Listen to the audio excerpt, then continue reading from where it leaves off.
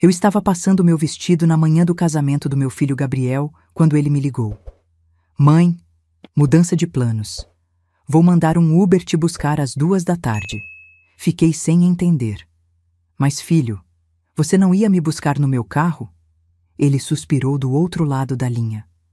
É que a mãe da Júlia chegou hoje e está sem transporte. Ela vai precisar do seu carro para chegar no salão. A senhora entende, né? É mais prático assim. Engoli o nó na garganta e disse que sim. Mas o que eles não sabiam é que no dia seguinte, quando acordaram, 42 chamadas perdidas já esperavam no celular deles.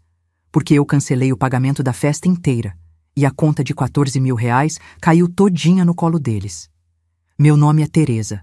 Tenho 65 anos e passei 40 deles vivendo só para o meu filho. Sou costureira aposentada, dessas que passaram a vida inteira com a máquina de costura ligada até altas horas da madrugada. Quando meu marido nos abandonou, Gabriel tinha apenas 5 anos. Desde aquele dia, eu fui mãe e pai ao mesmo tempo. Trabalhei até meus dedos ficarem dormentes de tanto costurar para pagar os estudos dele, para dar uma vida melhor do que a minha. Vendi as poucas joias que eu tinha para ajudar na entrada do apartamento onde ele mora com a Júlia. Quando decidiram casar, eu me ofereci para pagar metade da festa. Foram 7 mil reais da minha pensão. Dinheiro que juntei fazendo uns bicos extras de costura aqui e ali. Me chamavam só para acertar valores e datas de pagamento, mas as decisões importantes sobre decoração, música, comida e toda a organização do dia eram tomadas entre a Júlia, o Gabriel e a Vera, que é a mãe da noiva. Nunca imaginei que no dia mais importante da vida do meu único filho, eu seria tratada como visita qualquer. Mandada de Uber como se fosse um peso. Enquanto isso, a mãe da noiva, que conhece o Gabriel há apenas 6 meses desde o noivado, ia chegar no meu próprio carro, toda importante. Às 2 horas em ponto chegou o Uber. Um carro simples, com um motorista que mal me cumprimentou. Sentei no banco de trás apertando minha bolsa com as mãos tremendo, olhando pela janela as ruas que eu conhecia de cor. Pensei em todos os domingos que o Gabriel vinha almoçar em casa, em como ele sempre dizia: "Mãe, a senhora é a pessoa mais importante da minha vida." Será que eu tinha imaginado tudo isso? Quando chegamos na entrada do salão de festas, vi o meu carro estacionado bem na frente, brilhando no sol. De lá saíram a Júlia e uma senhora elegante, rindo e conversando animadas. Era a Vera, usando um vestido caríssimo e sendo recebida como rainha por toda a família. Mas o que não sabiam era que tudo estava prestes a mudar. Antes de continuar essa história, se você está gostando, deixa seu like aqui embaixo e se inscreve no canal para não perder os próximos vídeos. E me conta nos comentários. De qual cidade você está assistindo? Eu adoro saber quem está acompanhando essas histórias. Vamos lá. Comenta aí. A cerimônia foi na igreja de São Pedro, aquela igreja colonial no centro da cidade, onde o Gabriel fez a primeira comunhão. Eu tinha sonhado com esse momento durante anos. Imaginava como ia entrar de braço dado com meu filho, como ia chorar de emoção vendo meu menino virando marido. Mas a realidade foi bem diferente. Me colocaram para sentar na terceira fileira. Isso mesmo, terceira. Enquanto a família da Júlia ocupava os primeiros lugares de honra. A Vera estava radiante na primeira fila, do lado do pai da noiva, recebendo cumprimentos de todo mundo. Eu fiquei ali sentada, calada, com um sorriso forçado no rosto, tentando não mostrar a dor que crescia no meu peito. O Gabriel entrou do braço da Vera, que foi a madrinha. Fiquei ali vendo de longe como outra mulher dividia aquele momento sagrado com o meu filho. O padre Antônio, que batizou o Gabriel, me olhou durante a cerimônia e sorriu com aquela cara de pena que dói mais que qualquer ofensa. Era o olhar de quem entende que eu tinha sido tirada do papel principal na vida do meu próprio filho. Na hora da troca de alianças, a Júlia falou umas palavras para Vera, agradecendo por ter criado ela com tanto amor e por dar o exemplo do que é ser uma mulher forte. Meus olhos encheram de lágrima pensando em todas as vezes que o Gabriel chegava em casa chorando porque os meninos da escola zoavam dele por não ter pai. E eu secava as lágrimas dele dizendo que não precisávamos de mais ninguém, que nós dois éramos um time completo. Mas agora, no casamento dele, parecia que esse time tinha acabado faz tempo e eu nem tinha percebido. No jantar, me botaram numa mesa lá no fundão do salão com uns conhecidos de longe. A Vera tinha mesa de honra junto com os noivos. Durante a festa, vi ela dançar com o Gabriel a valsa tradicional da família da noiva, enquanto eu esperava minha vez que nunca chegou. Foi quando escutei duas convidadas conversando atrás de mim. Coitada da mãe do noivo. Deve ser difícil ser mãe solteira por tanto tempo assim. Que bom que agora a Vera pode dar o apoio familiar que a Júlia precisa. Falavam de mim como se eu fosse um peso que finalmente tinha saído dos ombros do meu filho. Como se meu papel tivesse terminado e agora eu podia sair de cena sem fazer barulho. E naquele momento, algo dentro de mim finalmente quebrou. A festa continuou sem ninguém perceber minha ausência emocional. Quando tiraram o bolo, o Gabriel pediu um brinde especial pelas duas mulheres mais importantes da vida dele, a Júlia e a Vera. O salão explodiu em palmas enquanto eu ficava sentada, sentindo como se um raio tivesse me partido ao meio. As duas mulheres mais importantes. E onde ficavam os 40 anos que dediquei só a ele? Onde ficavam as noites em claro quando ele tinha febre? Os trabalhos extras que peguei para pagar o colégio particular? As vezes que não comprei remédio para mim para não faltar nada para ele? A Vera se levantou para fazer um discurso que me quebrou por completo. Falou de como tinha recebido o Gabriel na família dela, como o filho que nunca teve. De como estava orgulhosa de ter um genro tão trabalhador e responsável. De como esperava ser a avó que os futuros netos mereciam. Cada palavra era tipo uma declaração de que meu lugar tinha sido ocupado oficialmente. As pessoas choravam de emoção, mas minhas lágrimas eram de uma ferida profunda que eu não sabia como curar. Quando o discurso da Vera terminou, o Gabriel se levantou e abraçou ela dizendo bem alto, para todo mundo ouvir: "Obrigado, Vera, por me receber como filho. Prometo cuidar da Júlia como a senhora me ensinou que se cuida de uma mulher." O salão inteiro aplaudiu de pé. Eu continuei sentada, invisível, com o coração despedaçado. Depois do bolo, quando a música mudou para uns ritmos mais animados, fiquei ali vendo todas as famílias dançando juntas. Os pais da Júlia dançavam com a filha. A Vera dançava com o Gabriel. Mas eu continuava sozinha na minha mesa, invisível para todo mundo. Uma das tias da Júlia veio até mim e falou com toda a boa intenção do mundo: "Dona Teresa, a senhora deve estar tão aliviada agora que o Gabriel tem quem cuide dele. Já pode descansar depois de tantos anos de sacrifício, não é mesmo?" As palavras dela, mesmo vindas de um lugar bom, caíram como um balde de água fria. Descansar. Era isso que todo mundo pensava? Que eu tinha ficado esperando todos esses anos para finalmente ser dispensada? Que meu trabalho como mãe tinha prazo de validade e agora podia ser jogado fora? Olhei ao redor do salão todo decorado com flores caras, as mesas cheias de comida, os convidados rindo e dançando.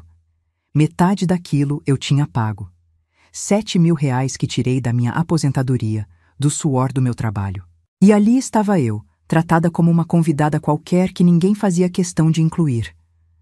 Foi naquele momento que alguma coisa dentro de mim simplesmente virou. Não foi raiva, não foi desejo de vingança. Foi clareza. Uma clareza fria e cristalina de que eu precisava fazer alguma coisa por mim mesma pela primeira vez em 40 anos. Me levantei da mesa sem avisar ninguém. Peguei minha bolsa e saí do salão pela porta dos fundos. Ninguém percebeu. Ninguém veio atrás. Chamei um Uber e voltei para casa em silêncio, olhando as luzes da cidade pela janela, processando tudo o que tinha acontecido. Cheguei em casa, já passava das 11 da noite. Tirei o vestido, aquele que tinha passado com tanto cuidado de manhã, e sentei na beira da cama. O silêncio da casa vazia era ensurdecedor. Fiquei a noite toda acordada, pensando, repassando cada momento, cada palavra, cada olhar de pena que recebi durante o dia. Quando o sol começou a clarear, eu já tinha tomado minha decisão. Às 7 da manhã do domingo, liguei para o salão de festas. Graças a Deus, a dona Marlene, que é a responsável, atende o celular cedo. "Dona Marlene, aqui é a Teresa, mãe do noivo do casamento de ontem. Preciso cancelar meu pagamento." Ela ficou confusa do outro lado. "Como assim, dona Teresa? O casamento já aconteceu. Eu sei, respondi com uma calma que nem eu sabia que tinha. Mas eu paguei apenas a entrada de R$ 2.000. Os 5.000 que faltam, que estava previsto para pagar hoje, não vou pagar mais. O silêncio do outro lado foi longo. Dona Teresa, mas nós temos um contrato. A senhora assinou. Eu sei, falei, e a senhora pode entrar na justiça se quiser. Mas o dinheiro não vai sair da minha conta. A festa já aconteceu, vocês podem cobrar dos noivos. Afinal, eram eles que estavam sendo celebrados, não é? Não eu. Desliguei antes que ela pudesse responder. Em seguida, bloqueei o número do Gabriel e da Júlia no meu celular. Fiz isso com as mãos tremendo, mas com o coração firme. Sabia que em poucas horas o inferno ia começar para eles. E começou. Por volta das 10 da manhã, desbloqueei rapidamente só para ver. 42 chamadas perdidas. Mensagens de áudio do Gabriel desesperado. Mãe, pelo amor de Deus, atende o telefone. O salão está cobrando R$ 7.000 a mais. Disseram que a senhora cancelou seu pagamento. Isso não pode estar certo. Liga para mim, por favor. Outra mensagem. Essa mais tarde. Mãe, eu não entendo o que está acontecendo. A gente não tem esse dinheiro. Já pagamos nossa parte. A senhora combinou de pagar metade. O que foi que a gente fez? Por favor, me explica. E mais outra, já com a voz embargada. A dona Marlene está ameaçando processar a gente. Disse que se não pagarmos até amanhã, vai acionar o jurídico. Mãe, eu sei que a senhora está brava com alguma coisa, mas não faz isso. Pelo amor de Deus. Bloqueei de novo e desliguei o celular. Fui fazer um café, sentei na varanda e fiquei ali olhando a rua. Pela primeira vez em 40 anos, não senti culpa. Não senti aquele aperto no peito de estar decepcionando meu filho. Senti paz. Uma paz estranha, mas paz. Sabia que eventualmente ia ter que conversar com ele. Sabia que a situação não ia simplesmente desaparecer. Mas naquele momento, naquela manhã de domingo, eu precisava daquele silêncio. Precisava daquele espaço. Precisava sentir que ainda existia uma Teresa além da mãe do Gabriel. E se para isso eles tivessem que se virar sozinhos com a conta da festa, que se virassem. Afinal, já eram adultos casados. Já tinham a Vera para ajudar. Não precisavam mais de mim. Durante 3 dias seguidos, o Gabriel tentou de tudo. Bateu na minha porta por mais de 1 hora numa terça-feira à noite. Mãe, eu sei que a senhora está aí dentro. Por favor, abre a porta. A gente precisa conversar. Fiquei sentada no sofá, em silêncio, ouvindo ele bater e chamar. Não abri. Nem uma vez. Na quarta-feira de manhã, foi a Júlia quem apareceu. Bateu na porta, chorando. Dona Teresa, pelo amor de Deus, a senhora precisa nos ouvir. O salão está cobrando R$ 14.000. A gente não tem esse dinheiro. Minha mãe teve que emprestar os 7.000 que a senhora não pagou, mas ela está furiosa. Disse que não vai dar mais nada. E a gente não consegue empréstimo no banco porque o Gabriel tem o nome sujo por causa de um cartão de crédito antigo. Ouvi tudo através da porta, mas não abri. Ouvi ela soluçar do outro lado. Ouvi quando ela finalmente desistiu e foi embora. Parte de mim sentia pena. Mas a outra parte, a que tinha sido humilhada no casamento, lembrava que eles fizeram escolhas. E escolhas têm preço. No mesmo dia à tarde, a Vera ligou. Conseguiu meu número não sei como. A voz dela era dura, cheia de raiva contida. Teresa, não sei que tipo de mãe a senhora é, mas está destruindo seu filho. Tive que tirar R$ 7.000 da minha poupança para cobrir sua irresponsabilidade. Dinheiro que era para minha viagem de fim de ano. Espero que esteja feliz com sua vingança mesquinha. Respirei fundo antes de responder. Vera, a senhora recebeu meu filho como filho que nunca teve, não foi? Dançou com ele, sentou na mesa de honra, foi madrinha dele na cerimônia. Então agora pode fazer o papel completo de mãe e ajudar ele com as consequências das escolhas dele. Afinal, a senhora é a mãe que ele escolheu. E desliguei. O Gabriel voltou na quinta-feira, dessa vez com a Júlia. Os dois bateram na porta por quase 2 horas. Eu via pela fresta da cortina. Eles estavam visivelmente desesperados. Mãe, por favor, a gente entende que a senhora está magoada. Mas isso está virando uma bola de neve. Os convidados estão ligando perguntando o que aconteceu. Os pais da Júlia estão envergonhados. O salão ameaçou colocar nosso nome no Serasa. Não abri a porta. Fui para a cozinha fazer um chá e esperei eles irem embora. Quando o silêncio finalmente voltou, sentei na mesa e chorei. Não de arrependimento, mas da dor de perceber que tinha criado um filho que só vinha atrás de mim quando precisava de alguma coisa. Na sexta, quem apareceu foi o primo Marcelo, filho da tia Sônia. Teresa, que história é essa? O Gabriel está desesperado. Já foram em 3 bancos e todos negaram empréstimo. Eles vão ter que pedir dinheiro para os amigos. Você quer que seu filho passe essa vergonha? Falei com ele através da porta entreaberta. Marcelo, me diz uma coisa. Você estava no casamento? Estava. Então você viu onde eu sentei? Viu se meu filho dançou comigo? Viu o brinde que ele fez agradecendo as 2 mulheres mais importantes da vida dele? Ele ficou sem resposta. Então continuei. Pois é, eu paguei metade daquela festa para ser tratada como lixo. Agora eles que se virem com a outra metade. O fim de semana foi um inferno de mensagens. Primos distantes que nunca ligaram para mim na vida toda, me mandando mensagem dizendo que eu estava exagerando. Conhecidos da igreja dizendo que uma mãe de verdade perdoa. Até uma tia do lado do meu ex-marido, que nunca me engoliu, mandou áudio dizendo que eu era vingativa e amargurada. Bloqueei todo mundo. Simplesmente bloqueei. Era meu celular, minha paz, minha escolha. Na segunda-feira, soube pela dona Neuza, minha vizinha, que o Gabriel e a Júlia tinham conseguido o dinheiro. Pegaram emprestado com 3 amigos diferentes. 2.000 de um, 3.000 de outro, 2.000 de mais um. Tiveram que prometer pagar com juros. Tiveram que explicar a situação humilhante de que a mãe do noivo tinha cancelado o pagamento depois do casamento. A notícia se espalhou rápido entre os convidados. As pessoas comentavam nas redes sociais de forma velada. Nossa, que situação difícil para os noivos. Quem diria que começariam a vida casados com uma dívida dessas? Alguns tinham pena deles. Outros, os mais velhos, comentavam baixinho que o rapaz devia ter feito algo muito errado para a mãe tomar uma atitude dessas. Foi nessa semana que tomei a decisão de vender a casa. Não queria mais viver naquela cidade onde todo mundo sabia da minha história, onde todo mundo tinha opinião sobre minhas escolhas. Coloquei o imóvel à venda numa terça-feira.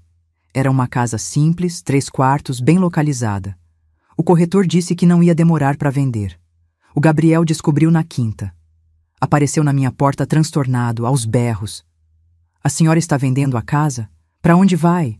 Como vai viver? Dessa vez abri a porta só uma fresta. Vou viver minha vida, Gabriel. Longe daqui. Longe de você. Longe de todo mundo que acha que tem direito de opinar sobre mim. Mãe, não faz isso. A gente pode conversar, pode resolver. Não tem nada para resolver, filho. Você me tratou como descartável, me usou quando precisava e me jogou fora quando não servia mais. Agora vai aprender a viver sem mim. Ele tentou empurrar a porta, mas eu segurei firme. Se tentar entrar à força, chamo a polícia. Estou falando sério. Ele recuou, olhando para mim como se eu fosse uma estranha. E talvez eu fosse. Porque a Teresa que ele conhecia, aquela que abaixava a cabeça e aceitava tudo, tinha morrido no dia do casamento dele. A casa vendeu em menos de 2 meses. Um casal jovem comprou à vista. Usei o dinheiro para quitar as poucas dívidas que tinha e guardei o resto. Escolhi Caldas Novas porque era longe, porque ninguém me conhecia lá, porque podia recomeçar do zero.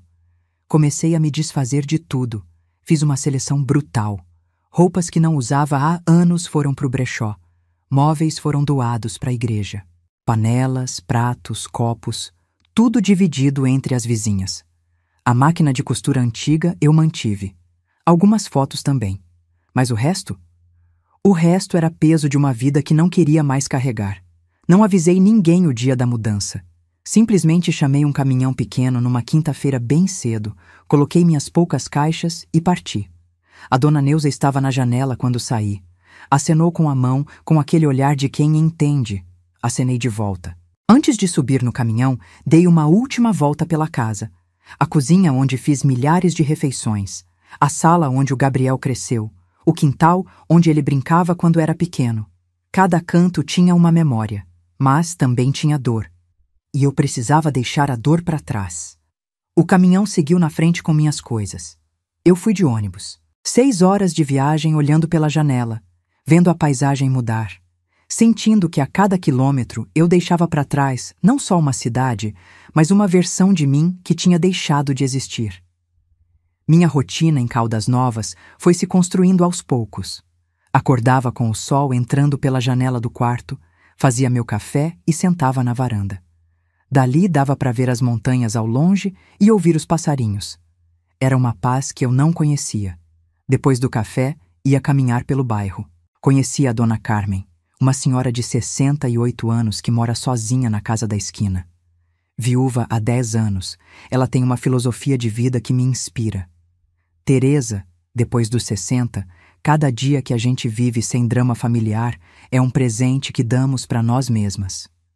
A gente começou a ir junto no mercado aos sábados. Conversávamos sobre nossas vidas enquanto escolhíamos as verduras.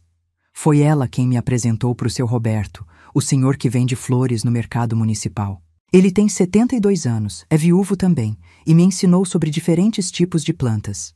Comecei a fazer um jardim no quintal. Nada demais, só umas flores e temperos. Mas era meu. Feito com minhas mãos, no meu tempo, porque eu queria. 2 meses depois que me mudei, a Dona Carmen me contou que um homem tinha aparecido no bairro fazendo perguntas sobre mim. Dizia que era investigador particular contratado pela família. Senti meu estômago revirar. O Gabriel tinha me achado, mas não fiz nada. Não liguei, não mandei mensagem. Apenas continuei minha vida.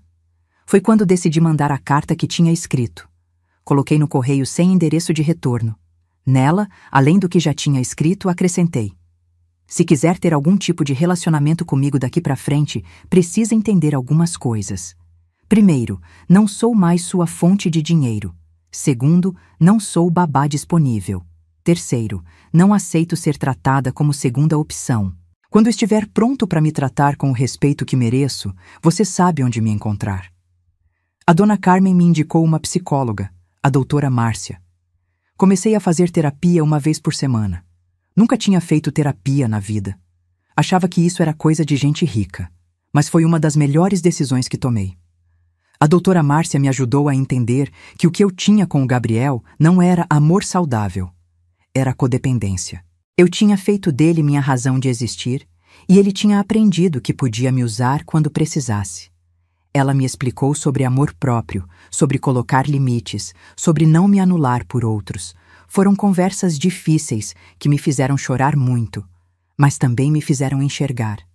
Passei 40 anos achando que ser boa mãe era me sacrificar até sumir. Mas, na verdade, eu estava ensinando para o meu filho que mulheres existem para servir e depois serem descartadas. Comecei a frequentar um grupo de artesanato que a Dona Carmen frequentava. Conheci mais mulheres.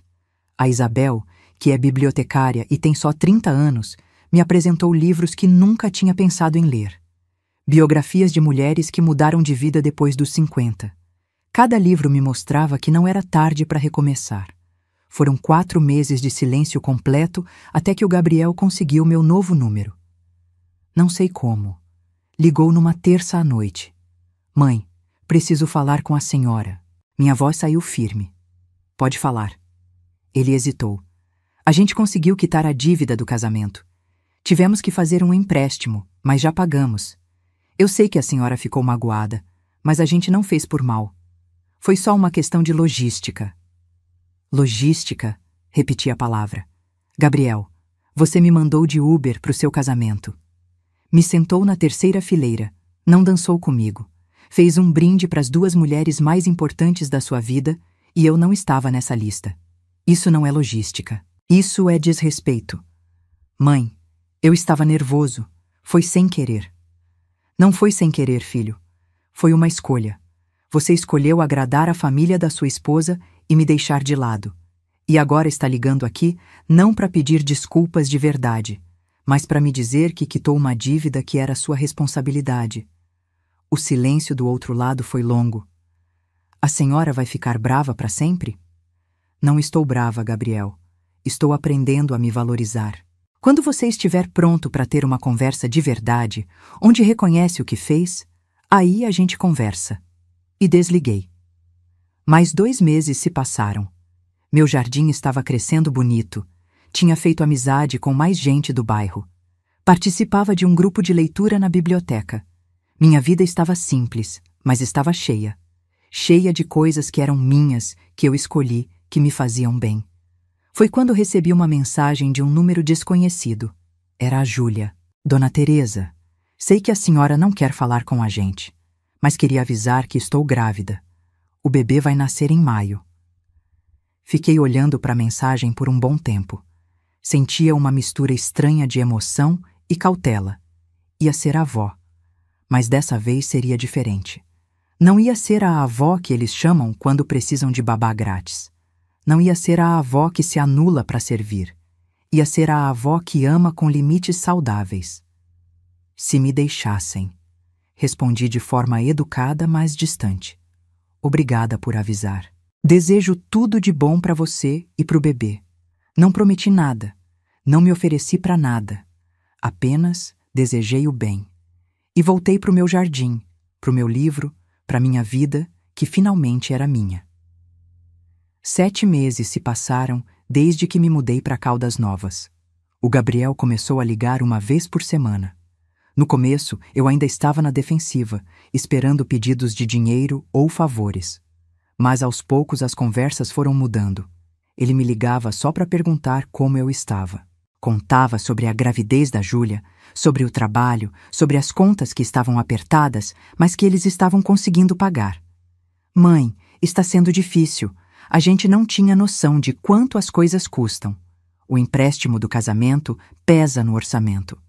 E agora, com o bebê vindo, a Júlia teve que parar de trabalhar porque a gravidez está de risco. Mas a gente está se virando. Escutei sem dar conselho não pedido, sem oferecer dinheiro. Filho, faz parte de crescer. Vocês vão conseguir. Ele me contava também sobre a relação com a Vera. Descobriu que a sogra perfeita cobrava um preço alto. Queria opinar em tudo, decidir o nome do bebê, escolher as coisas do enxoval. A Júlia está estressada. A mãe dela acha que pode mandar em tudo porque ajudou a gente com a dívida do casamento. Não comentei nada. Apenas ouvi. Ele estava aprendendo sozinho que ajuda financeira muitas vezes vem com cobranças emocionais. Eu também comecei a compartilhar minha vida. Contei sobre meu jardim, sobre a dona Carmen e o seu Roberto, sobre o grupo de artesanato e os livros que estava lendo. Eram conversas de verdade, entre 2 adultos, não entre uma mãe que provê e um filho que pede. Um dia chegou um envelope em casa. Reconheci a letra do Gabriel no endereço. Dentro tinha uma foto de ultrassom e uma carta curta. Mãe, é menina. A gente decidiu que vai se chamar Teresa, como a senhora. Esperamos que quando estiver pronta para conhecer ela, possa ensinar ela a ser forte como a avó. Senti uma emoção misturada com tranquilidade. Coloquei a foto do ultrassom na geladeira, junto com as fotos das flores do meu jardim e das amigas que fiz aqui. Aquela netinha já tinha meu nome, mas isso não significava que eu tinha que voltar a ser aquela Teresa que se anulava. Ia ser uma avó diferente. Uma avó que dá amor sem perder a dignidade. Quando a Júlia entrou em trabalho de parto, o Gabriel me ligou avisando. Mãe, a gente está indo para o hospital. Vou mantendo a senhora informada. Desejei tudo de bom e fiquei esperando notícias. Na manhã seguinte, a Júlia mesma me ligou. A voz dela estava cansada, mas feliz. Dona Teresa, a Teresa Júlia nasceu ontem às 23 horas. Está saudável, linda. Pesa 3,2 kg. Que maravilha, minha filha. Como você está? Cansada, mas muito feliz. Dona Teresa, não estou ligando para pressionar a senhora nem para pedir nada. Só queria que soubesse que sua neta já está aqui. Agradeço você ter ligado, Júlia. Dá meus parabéns para o Gabriel. Teve uma pausa antes dela continuar. Dona Teresa, sabe de uma coisa? Esses meses me ensinaram muito sobre o que é ser mãe. E agora entendo melhor por que a senhora tomou as decisões que tomou. Entendo que proteger os filhos às vezes significa ensinar limites para eles. As palavras dela me tocaram fundo. Júlia, Ser mãe é o trabalho mais difícil do mundo, porque a gente tem que amar sem condições, mas também tem que ensinar responsabilidade. E às vezes essas duas coisas parecem se contradizer. Sim, Dona Teresa, agora eu entendo isso. Depois que desliguei, fiquei sentada na varanda pensando na ironia bonita da situação. Minha neta se chama Teresa, e mesmo sem conhecer ela ainda, eu já sabia que ia amar ela profundamente. Mas também sabia que ia amar de um jeito diferente de como amei o Gabriel. Ia amar sem me sacrificar até desaparecer, sem esquecer das minhas próprias necessidades, sem transformar meu amor numa corrente que prende as duas num padrão que machuca. O Gabriel começou a mandar fotos da bebê pelo WhatsApp. Eram mensagens simples, sem pressão. Mãe, olha a carinha dela quando dorme. Parece com a senhora quando franze a testa. Acho que vai ser teimosa igual a avó. Eu respondia com carinho, mas mantendo meus limites. Que linda ela está. Fico feliz que esteja crescendo bem saudável. Dê um beijo nela por mim. Ainda não vi minha neta pessoalmente. Provavelmente vão passar mais alguns meses até isso acontecer. Mas eu não vivo mais naquele desespero de ser incluída a qualquer custo. Aprendi que esperar o momento certo é melhor que forçar situações erradas. Quando chegar o dia de conhecer a Teresa Júlia, vai ser porque a família dela realmente quer me incluir de forma saudável. Não porque precisam de mim como salva-vidas financeiro ou babá gratuita. Pela primeira vez na vida, não estou esperando que os outros mudem para eu ser feliz. Sou feliz com a vida que construí para mim, com as amigas que fiz, com meu jardim, com meus livros, com minhas caminhadas. Se o Gabriel e a Júlia decidirem me incluir de verdade nas vidas deles, vai ser um presente maravilhoso. Se não, vou continuar feliz do mesmo jeito. Hoje de manhã, enquanto regava as plantas, recebi mais uma foto da pequena Teresa. Ela estava de olhos abertos, olhando para a câmera com aquela cara séria de bebê. Sorri sozinha ali no quintal. Minha netinha, um dia vou conhecer você. E quando esse dia chegar, vou te ensinar que amar alguém não significa desaparecer por essa pessoa. Vou te ensinar que você pode ser bondosa sem ser capacho, que pode ser generosa sem ser usada, que pode amar profundamente mantendo sua dignidade intacta. E se tem uma coisa que aprendi nesses meses todos, é que nunca é tarde para recomeçar. Nunca é tarde para escolher você mesma. Nunca é tarde para aprender que seu valor não depende do quanto os outros precisam de você. Hoje, sentada aqui na minha varanda em Caldas Novas, olhando as montanhas que mudam de cor conforme o sol se põe, eu finalmente entendo o que é amor de verdade. Passei 65 anos nessa terra, 40 deles acreditando que amar era me sacrificar até sumir, que ser boa mãe era abrir mão de tudo por outra pessoa. Mas estava errada. Amor verdadeiro não é se anular pelos outros, é se manter inteira enquanto ama. É colocar limites saudáveis, é ensinar pelo exemplo que cada pessoa tem direito à própria dignidade. Durante todos aqueles anos, achei que estava ensinando o Gabriel sobre amor. Mas na verdade estava ensinando que mulheres existem para servir e depois serem jogadas fora. Aqui nessa cidade, longe de tudo que conhecia, descobri uma felicidade que não depende de ninguém. Uma paz que não precisa da aprovação dos outros para existir. Acordo todos os dias e decido como vou viver. Ninguém me cobra, ninguém me usa, ninguém me trata como segunda opção. Quando conhecer minha neta, e isso vai acontecer no tempo certo, vai ser diferente. Vou amá-la profundamente, mas sem me transformar em empregada doméstica não remunerada. Vou estar presente, mas com limites claros. Se o Gabriel e a Júlia me incluírem de forma genuína na vida deles, será um presente maravilhoso. Se não, continuarei feliz do mesmo jeito, porque aprendi que o silêncio que escolhi não é vazio. Está cheio de paz, de possibilidades, de uma felicidade que só depende de mim. Teresa Hernandes finalmente aprendeu a viver para si mesma, a amar sem desaparecer, a ser mãe sem deixar de ser mulher. E se você acha que é tarde para recomeçar, deixa eu te dizer, nunca é tarde para escolher sua própria dignidade, nunca é tarde para ser feliz. E você que está me ouvindo agora, me diz uma coisa: no meu lugar, o que você teria feito? Comenta aqui embaixo. Eu leio todos os comentários e adoro saber a opinião de vocês. E não esquece de assistir o próximo vídeo que está aparecendo aí na sua tela. Tem uma reviravolta emocionante que você não pode perder. Até a próxima história.